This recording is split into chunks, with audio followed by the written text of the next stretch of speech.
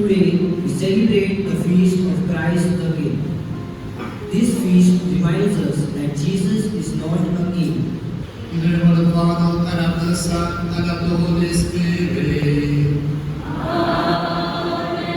The grace of our Lord Jesus Christ, and the love of God, and the communion of the Holy Spirit be with you all.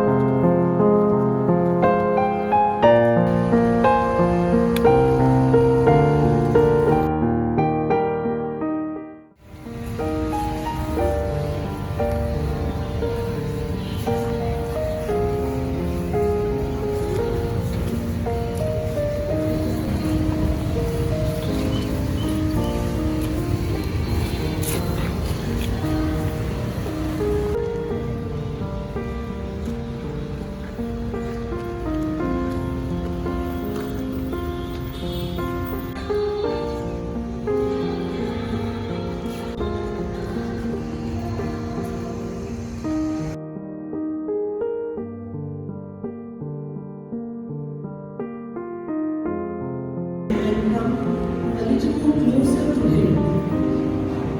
To regain his life. For the Son of Man